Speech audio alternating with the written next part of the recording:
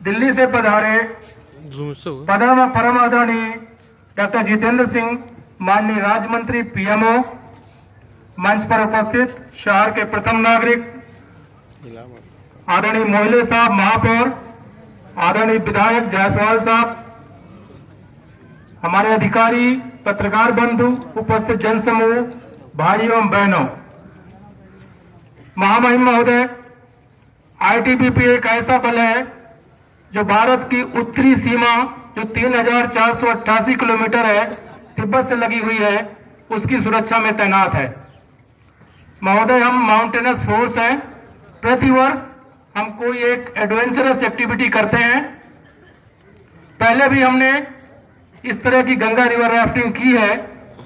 महोदय, हम अभी तक 20 रिवर राफ्टिंग प्रोग्राम कर चुके हैं, लेकिन इस वर्ष इस रिवर राफ्टिंग की खास बात यह है कि इस गंगा रिवर राफ्टिंग के माध्यम से हम माननीय प्रधानमंत्री जी के जो 3 सामाजिक संदेश हैं, नमामि गंगे, बेटी बचाओ बेटी पढ़ाओ और स्वच्छ भारत अभियान, इसको जन जन में फैलाना चाहते हैं।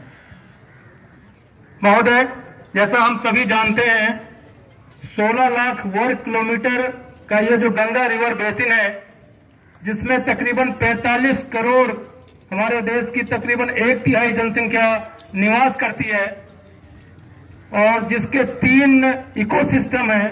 पहले पर्वतीय माउंटेनस इकोसिस्टम, फिर ये जो ग्रेट प्लेन्स है नॉर्थ इंडिया का, उसका 10 लाख वर्ग किलोमीटर का जो प्लेन्स का इकोसिस्टम है, और बाद में जब वेस्ट बंगाल में घुसती है नदी, वहां इसका जो डेल्टा का इकोसिस्टम है। इन 5 राज्यों से होकर गुजरने वाली ये जो गंगा नदी है, मां गंगा है, जीवनदायिनी गंगा है। इसकी रिवर राफ्टिंग हमने 2 अक्टूबर से शुरू करी। पहले हमने देवप्रयाग से हरिद्वार तक राफ्टिंग की, और बाद में हरिद्वार के बाद मोटर लगा करके इन्फ्लेटेबल बोट्स में बोटिंग कर रहे हैं।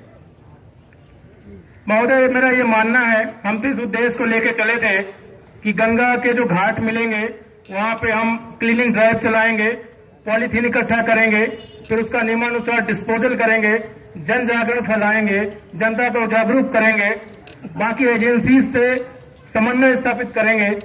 लेकिन मेरा ये मानना है कि हमने रास्ते में जो देखा, तो ये जो क्लीन गंगा का फ्रेज है वो मिसनोमर है। सही मायने में इसे सेफ गंगा होना चाहिए।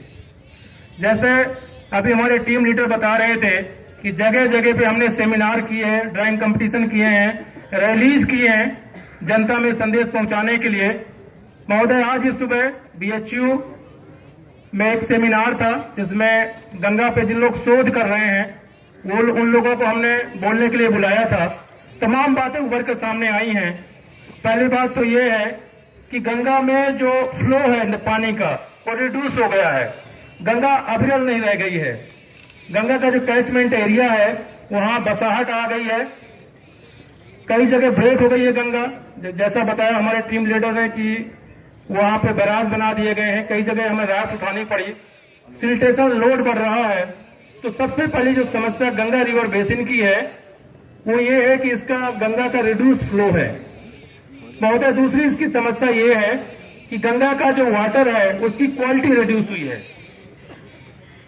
इसमें जो डोमेस्टिक वेस्ट है और जो इंडस्ट्रियल एफ्लुएंट है, वो अनट्रीटेड ही मिला दिए जाते हैं, जिससे इसकी जो बैक्टीरिया था, कहते हैं कि हिमालय से एक बैक्टीरिया इसमें है, बैक्टीरिया फैगस है, जो इसमें रहते हैं। दूसरा जो वहाँ हर्बल प्लांट है, मेडिसिनल प्लांट्स हैं, उनका एक्सट्रैक्ट इसमें बहता है, वो सारा कुछ सिस्टम गड़बड़ हो रहा है।